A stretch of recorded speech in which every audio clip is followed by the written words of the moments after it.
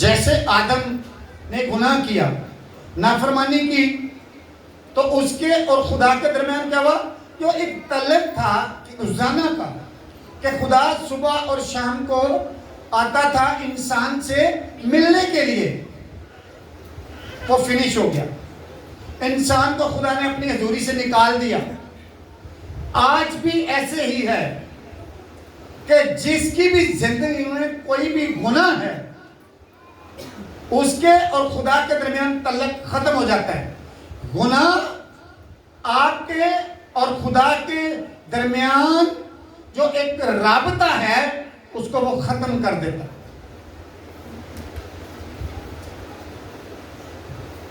बहुत दफा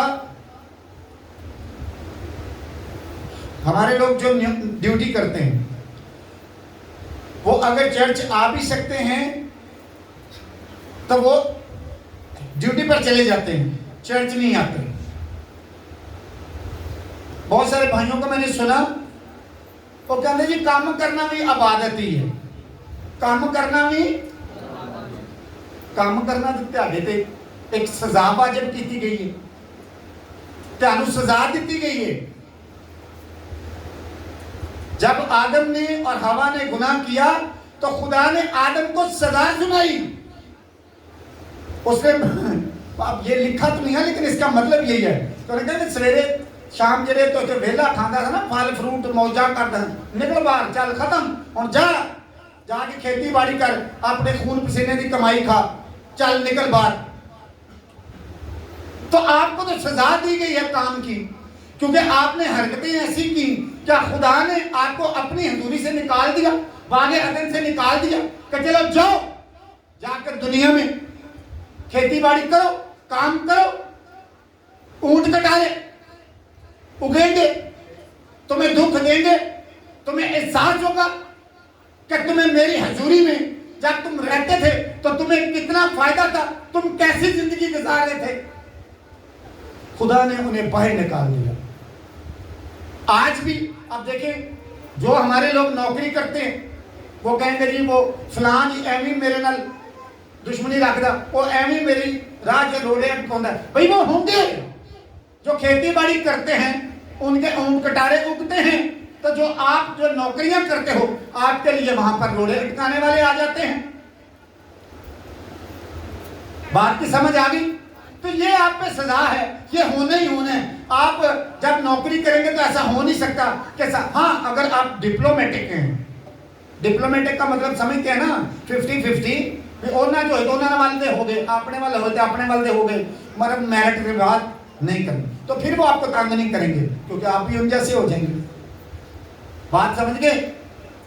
अगर आप म्यार पे बात करेंगे, अपने मेरिट पे काम लेंगे, काम करेंगे, तो जरूर है कि आपकी जिंदगी में मुश्किलें आए, क्योंकि मुश्किल आपको पहले से और ऊपर लेके जाने के लिए आती है। हालेलुया। अगर आपकी जिंदगी में रुकावट नहीं आएगी, हर्डल नहीं आएगी, आप पहले लेवल से ऊपर नहीं जा सकते।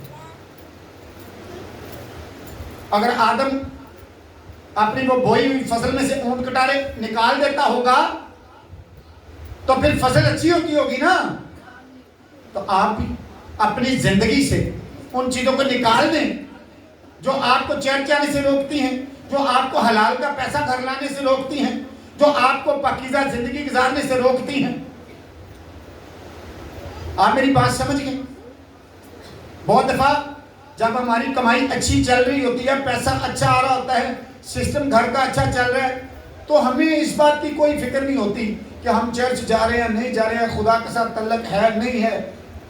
फिर एक दफ़ा ऐसा होता है, कुछ सालों के बाद बंदा स्टोरी सुनाता है कि पाजी साहब मेरा सब कुछ बड़ा अच्छा चल रहा थी, सब कुछ खुदा का शुक्र है, फिर इंज होया बस, फिर ठां ठां ते ठां दे ठां ही गए। फिर बंदा सिर्फ कहानी सुनाने जोगा रह जाता है। वजह क्या है कि जब तुम सरफराज थे, तुमने अपने माल की दयायती नहीं दी। जब तुम सेहतमंद थे, उस वक्त तुम खुद अपने आप चर्च नहीं आए, तुम्हें नींद प्यारी थी, या यार दोस्त अहबाब या सहेलियां जो भी। आपको मैं बताना चाहता हूं, कोई शख्स भी ये गमान ना करे कि जी मेरे को पैसा बहुत है, कोई एक गमान ना करे मेरी नौकरी बड़ी अच्छी है, कोई एक गमान ना करे कि मेरे डांडे डोले बड़े अच्छे नहीं। और एक मिनट तो पहले जाति जूलियट वर्गे जेड़े बड़े अपने आप को समझता है कि मैं बहुत जवान हाँ, एक एने को पत्थर के थ्रू खुदा ने उन्होंने हमेशा आस्ते जमीन बोस करवा देता। अगर आप खुदा के साथ मुखलिस नहीं होंगे तो आपको वो वक्त देता है। वो क्या करता है? वक्त देता है, क्योंकि वो किसी की भी हलाकत नहीं चाहता। वो वक्त देता है कि आप तौबा करें, आप उसके पास आए। बात समझ गए? हम चलते हैं बागे अदन में। फिर आदम और हवा को बागे अदन से क्या किया? निकाल दिया गया। अब जिंदगी रवा दवा है, कायन और हाबिल पैदा हो गए। तो खुदा ने देखा कि अगर मैंने इनको थोड़ा प्यार ना किया तो ये तो मेरी हजूरी से दूर ही रहेंगे। तो खुदा ने उनको ये बोला कि तुम अपनी जान का इफ्जी दो, तो तुम्हारे जो गुनाह हैं वो वक्ती तौर पर ढांप दिए जाएंगे और तुम मेरी हजूरी में आने के काबिल हो जाओ। तो हाबिल अपनी भेड़ बकरियों का हदिया लेके गया, तो खुदा ने उसे खुशी से कबूल किया। अब जो कायन है, जो खुदा को चाहिए, खुदा को खून पसंद है, खुदा को कुर्बानी पसंद है, अब कायन वो नहीं लेके गया। कायन वो नहीं लेके गया, क्योंकि आपकी जान का इफ्जी किसी की जान ही हो सकती है। ये शरीयत के मुताबिक, मैं तो शरीयत से पहले की बात कर रहा हूं, शरीयत के मुताबिक अपने गुनाहों की माफी के लिए, आपको पता है कि जो कौम बनी इसराइल का सरदार कहन होता था, वो जो हर साल बकरा लेता था कफारा देने के लिए, उसके सर पर हाथ क्यों रखता था? उसके सर पर हाथ क्यों रखता था? वो अपने गुनाह ढांपते हैं। जब आप किसी के सर पे हाथ रखते हैं तो आप और वो एक हो जाते हैं, अकाई बन जाती है। क्या बन जाती है? अकाई बन जाती है कि आप और वो एक हो जाते हैं। तो जब मैंने बकरे के सर पे हाथ रखा तो फिर वो बाद जो बकरा ज़बह होया तो वो इंसान समझता है कि मैं ज़बह हुआ, मेरे गुनाह मुआफ हो गए, क्योंकि मेरे बदले इस बकरे को ज़बह कर दिया गया है। और उससे वक्ती तौर पर गुनाह ढांपे जाते हैं, खत्म नहीं होते। तो खुदा ने उनसे कहा कि अभी तुम अपनी जान का इफ्जी दो। तो अब हाबिल किसी बकरे बछड़े बैल को ज़बह किया, उसने उसका कत्ल किया, तो वो उसका नजराना लेके गया तो वो कबूल हुआ। कायन अपनी खेती बाड़ी का वो जो करता था, गंदम ले गया होगा, फल फ्रूट या सब्जियां जो भी, तो खुदा ने वो कबूल नहीं किया। अब यहां पर सीखने वाली बात क्या है? हम आज के मुताबिक देखेंगे।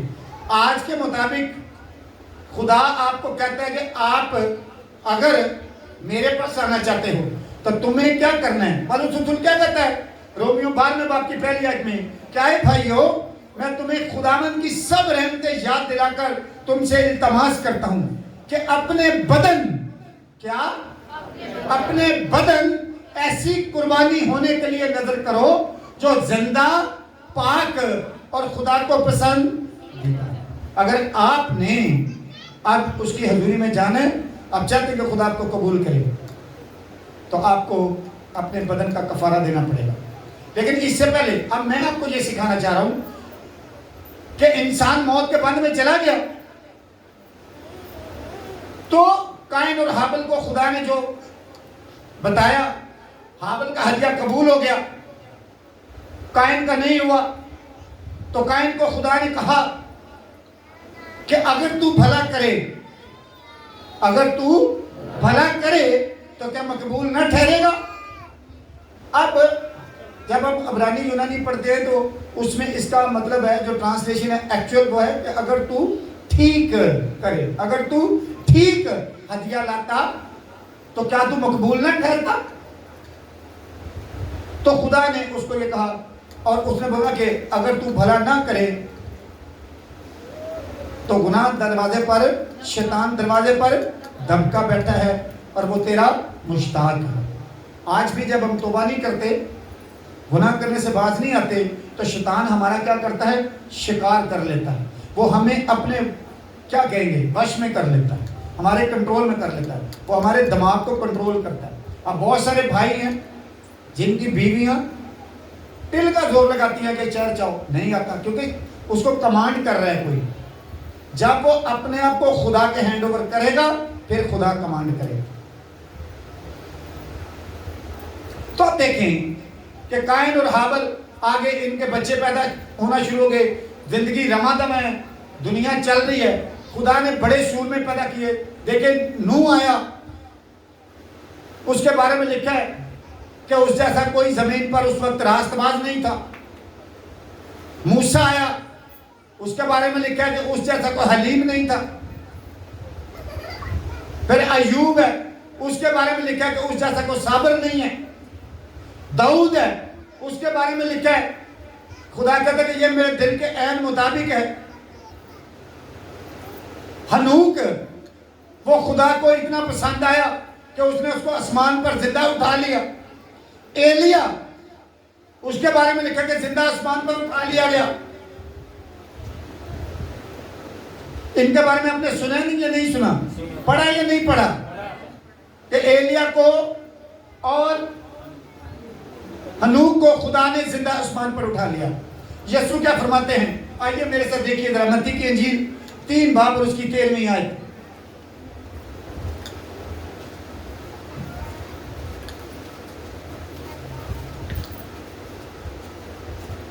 यूहन्ना की इंजील 3 बाब 13वीं आयत है।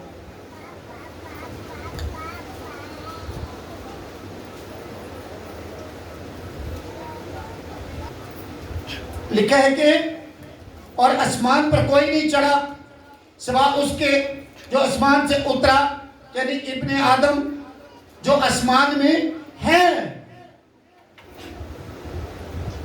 अच्छा, यहां पर एक बड़ी, इसको गौर से जरा आयत को पढ़े। कह कौन रहा है?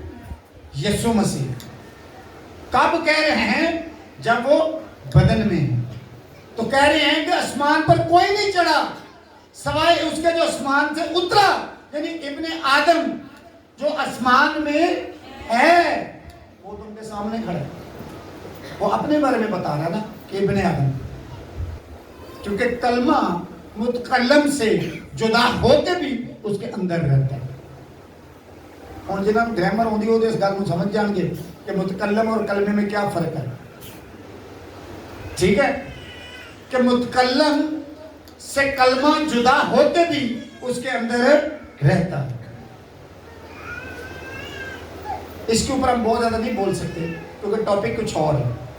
क्या आप देखें कि बाइबल कहती है, बाइबल में लिखा है कि एलिया जिंदा आसमान पे उठाया गया, हनूक जिंदा आसमान पे उठाया गया।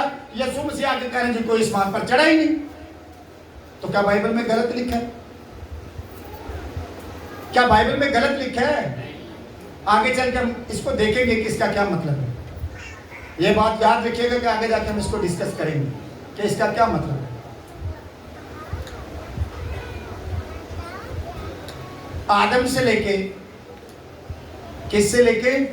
आदम से लेके यीशु मसीह तक, दोबारा गौर ना सुनो, आदम से लेके यीशु मसीह तक, मतलब यीशु मसीह भी मौत के बंध में था। ये आयत हम पढ़ लेंगे। आप लूका 2 बाब की, अमाल 2 बाब की 24वीं आयत है, इसको जरा देख लें, फिर उसके बाद आगे चलते हैं। अमाल 2 बाब की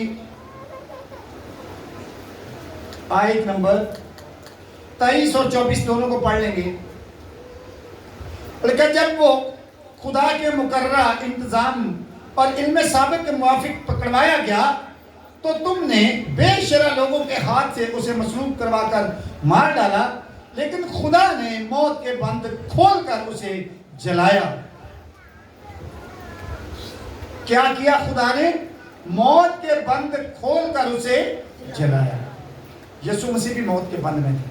खैर इसको हम आगे चल के दोबारा देखते हैं। मतलब ये है, आपको मैं एक स्टोरी सुनाता हूं कि ये जितने भी थे सब कहां जाते थे? आलमे रवा में। कहां जाते थे? आलमे अरवा में। अब आलमे रवा कहां पर है? किसी को पता?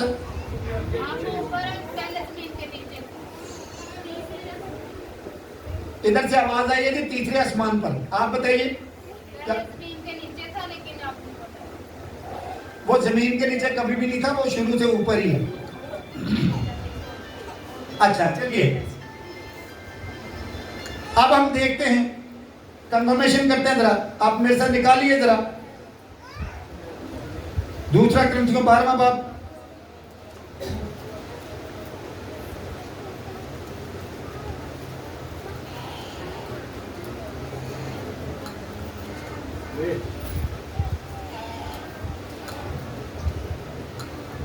दूसरा क्रंथियों 12वां बाब पहले ऐसे पढ़ना चलते हैं, शुरू करते हैं। लेकिन मुझे फख्र करना जरूर हुआ, अगरचे मफीद नहीं, पर जो रोया और मकाशफे खुदावंद की तरफ से अनायत हुए उनका मैं जिक्र करता हूं। मैं मसीह में एक शख्स को जानता हूं, 14 बरस हुए कि वो यकायक तीसरे आसमान तक उठा लिया गया। ना मुझे ये मालूम के बदन समेत, ना ये मालूम के बगैर बदन के, ये खुदा को मालूम है। और मैं ये भी जानता हूं कि उस शख्स ने बदन समेत या बगैर बदन के, ये मुझे मालूम नहीं, खुदा को मालूम है कि यकायक फिरदौस में पहुंचकर ऐसी बातें सुनी जो कहने की नहीं। तो तीसरा आसमान कहां पर है? फिरदौस कहां पर है? सब बोलिए, फिरदौस कहां पर है? तीसरे आसमान पर। तो ये सब जितने भी थे ये कहां जाते थे? आलमे अरवा में, तीसरे आसमान पर। अब आलमे अरवा जो है वो रूहों का, आलमे अरवा का क्या मतलब है? रूहों का आलम। बोलिए क्या मतलब है? रूहों का आलम। अब रूहों के आलम के दो पोर्शन हैं, एक अजाब वाला है और एक आराम वाला है। स्टोरी आपने सुनी होगी कि एक अमीर शख्स मर जाता है तो वो जाकर देखता है कि जो गरीब लाजर उसके दरवाजे पर पड़ा रहता था नसूरों से भरा हुआ, वो बाप इब्राहिम की गोद में आराम में, सुकून में। तो अमीर शख्स है उससे दरख्वास्त करता है बाप इब्राहिम से कि इसको कहे कि अपनी उंगली का पोटा भिगो के तो क्या करे, मेरी जबान को तर करे। तो उसने कहा कि बेटा याद कर, तू अपना अच्छा वक्त गुजार चुका। एक बार दूसरा उसने बोला कि हमारे और तुम्हारे दरमियान क्या है? एक गड़ा है, इधर से कोई उधर नहीं आ सकता और इधर से कोई उधर नहीं जा सकता। जेड़े मरन वाले पिछों दुआवां करांदे ने ना वो सुन लें, जेड़े मरन वास्ते मरन वाले लिए बाद च आ चाड़िए साते बरसी कराउंदे ने सुन लें कि यीशु मसीह इस अंजील के थ्रू फरमा रहे ने कि जेड़ा अजाब च उन्हें अजाब च ही रहना है, जेड़ा आराम च उन्हें आराम च ही रहना है। यह फैसला इत्थे होना है कि किन्ने कित्थे जाना। हुण जेड़े हुण नींदरां पूरियां कटना अतवार भी 12 बजे तक सिर थले बांह दे के तो फिर सोचन भी उस वेले कित्थे होणगे। समझ गए? ऐसा नहीं समझ आउंदी। ऐसा उठदा सारी देखना कि आया कि फोन मैसेज को आया कि नहीं मेरे सुत्या पे। उठदे सारी अभी समझ नहीं आ रही, आएगी। अगर आराम से नहीं आएगी तो फिर आएगी। उसे मनाना आता है, उसे समझाना आता है। बहरहाल उस वक्त तक सब आलम रवा में थे और पूरे के पूरे आलम रवा के ऊपर शैतान का कब्जा था। किसका कब्जा था? शैतान का कब्जा था। आलम रवा के ऊपर शैतान का कब्जा था। इसीलिए तो उसने जब शाऊल बादशाह को जरूरत पड़ती है शमूएल नबी से बात करने की, शमूएल नबी मर चुका होता है, खुदा उसकी किसी बात का जवाब नहीं देता, तो वो अपने लोगों को शाऊल बादशाह कहता कि कोई ऐसी औरत लभो जिदा आशना जिन होवे। खैर वो ढूंढ लेते हैं और वो भेष बदल के जाता है और वो जिन जो है वो शमूएल नबी की रूह को ऊपर बुलाने में कामयाब हो जाता है। क्यों? कि उस वक्त तक सब शैतान के कब्जे में थे, मौत के कब्जे में थे। अब यीशु मसीह ने, आपको एक और स्टोरी सुनाता हूं तो आपको समझ आ जाएगी।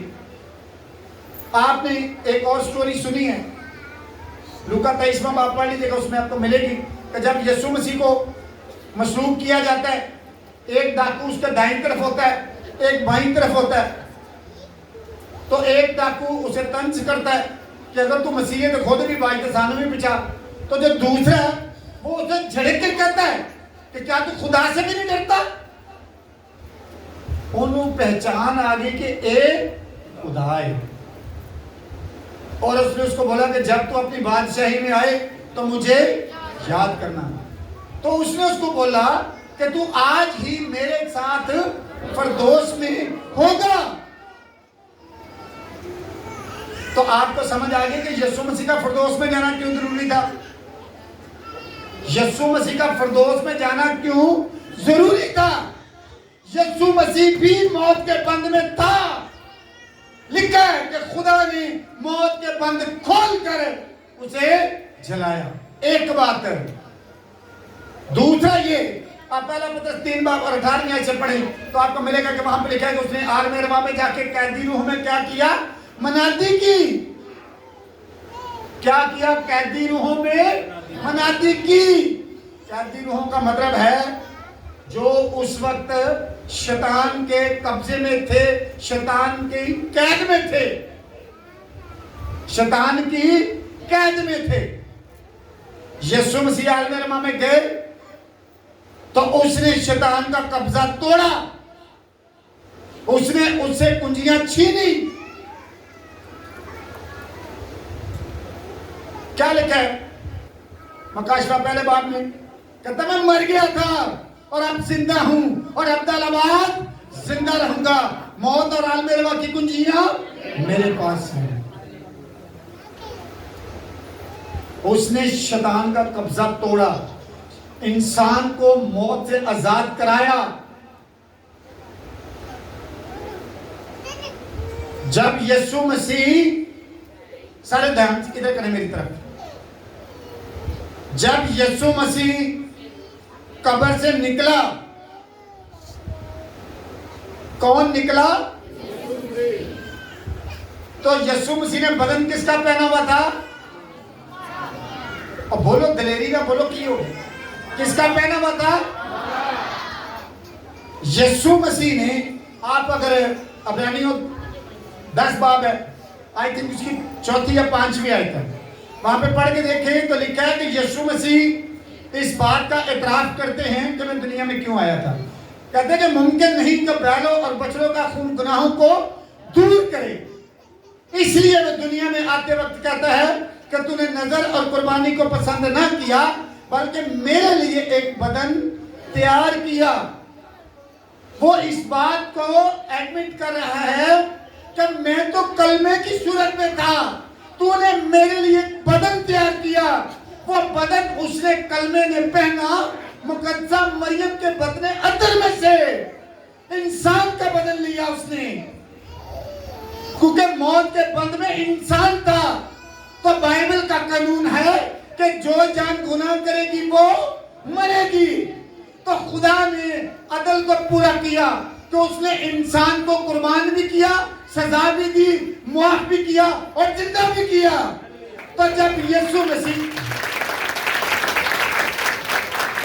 तो जब यीशु मसीह कब्र में से निकला जिंदा होके, इंसान निकला मौत के बंद से, मौत के बंद से इंसान निकला, इंसान जिंदा हुआ, इंसान सीधा आसमान पर गया और बाप के दाहिने हाथ बैठा है। वो इंसान जो मसीह में शामिल है, वो इंसान जो मसीह में शामिल है। अब मेरे साथ निकालिए जरा इफिसियों 2 बाब।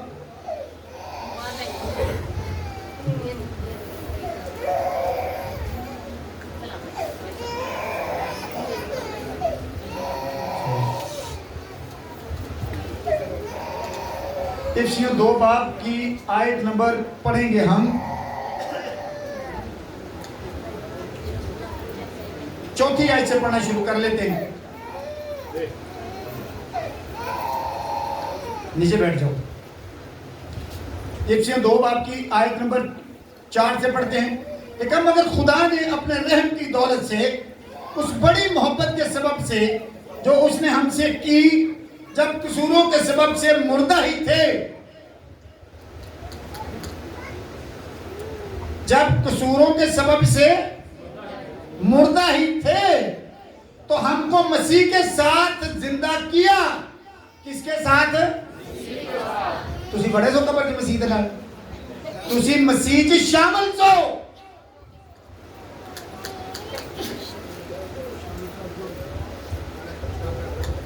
मसीह के साथ जिंदा किया और मसीह यीशु में शामिल करके उसके साथ जलाया और आसमानी मुकामों पर उसके साथ बैठाया। आपको मैं बताना चाहता हूं, जब आप पानी के अंदर जाते हैं बैप्टाइज होने के लिए, तो आप मसीह की मौत में शामिल होते हैं। आप मसीह की मौत में शामिल होते हैं। जैसे यीशु मसीह कब्र में गया और जिंदा होकर बाहर आया और जलाली बदन में, ऐसे ही जब आप पानी के अंदर जाते हैं, आपकी पुरानी इंसानियत वहीं पर दफन हो जाती है और एक नया इंसान खुदा से पैदा होता है। हालेलुया। तो आप अब यीशु मसीह में शामिल होने के सबब से मौत के बंद में नहीं है। अब आप आसमानी और रूहानी मकामों पर उसके साथ बैठे, बशर्ते के आपने पूरे दिल से तौबा करके बपतिस्मा लेके आप उसमें शामिल हो गए हैं। तो हालेलुया। ईद पेंतिकोस्त वाले दिन हम अपनी कलीसिया में से जो बेटे बेटियां अभी तक बैप्टाइज नहीं हुए, उनके पास मौका होगा कि मैं आपको काफी दिन पहले बता रहा हूं कि हम लोगों को बैप्टाइज करेंगे।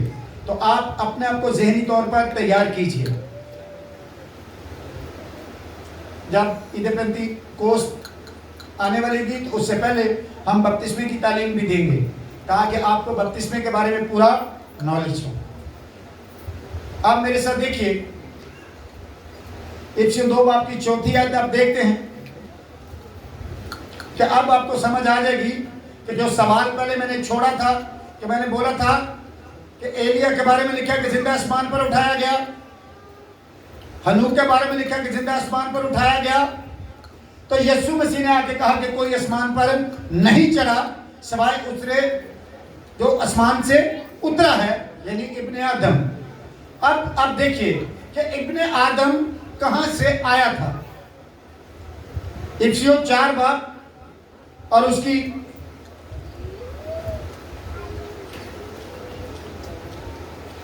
4थी आयत से हम पढ़ना शुरू करेंगे। इफिसियों 4 बाब की लिखा है कि एक ही बदन और एक ही रूह है। एक ही बदन और एक ही रूह है। इसका मतलब है कि कलीसिया का और मसीह का बदन एक है। हुण जेड़े कई कहते हैं भी सलीब ते उत्ते कौन सी, की कहते सी सलीब ते कौन सी, जेड़े कहते ने सिर्फ यीशु मसीह ही सी, ते फिर यीशु मसीह ही सिर्फ मसलूब होया सी, ते ओ नहीं गुनाह दा ओदे गुनाह ओदे ही लए ने, ते ओदे गुनाह माफ होए ने, जेड़ा समझदा कि मैं यीशु मसीह दे नाल कीए मसलूब होया। गलत के 2 बार भी 20 मिनट में पौलुस रसूल क्या कहता है कि मैं, सब बोले, मैं मसीह के साथ मसलूब हुआ हूं। तो फिर आप मसलूब हुए कि नहीं हुए? कोड़े आपको पड़े कि नहीं पड़े? आप स्लीप पर चढ़े कि नहीं चढ़े? आप कब्र में गए या नहीं गए? आप जिंदा हुए या नहीं हुए? आप आलमे वाला पर हैं या नहीं? हालेलुया। आप देखिए जो मैं पढ़ रहा हूं, लिखा कि एक ही खुदावंद है, एक ही बदन है, एक ही रूह है। चनाचे तुम्हें जो बुलाए गए थे अपने बुलाए जाने से उम्मीद भी एक ही है। एक ही खुदावंद है, एक ही ईमान और एक ही बपतिस्मा है। क्या है? एक ही, बोल दे, एक ही। और बपतिस्मा यीशु मसीह ने जैसे लिया दरियाए यरदन में पानी के अंदर जाकर और एन्यून के चश्मा पर, जहां पर उसने पानी में डुबोकर, जहां पर लिखा कि वहां पर पानी बहुत था, एक ही बपतिस्मा है। बच्चों के बपतिस्मे की तालीम या ये माथे पे जो क्रॉस बनाई जाती है उसकी तालीम बाइबल में हमें कहीं नहीं मिलती। जिस तरह क्लियर लिखा कि यीशु ने कैसे दरियाए यरदन में बपतिस्मा लिया, कैसे उसने यूहन्ना 3:22 में से पढ़ लेंगे, कैसे उसने बपतिस्मे दिए या उसके शागिर्दों ने उसके साथ, वो एक ही बपतिस्मा है और उसका तरीका है पानी के अंदर जाकर डुबकी वाला बपतिस्मा लेना। हालेलुया। आगे चलिए।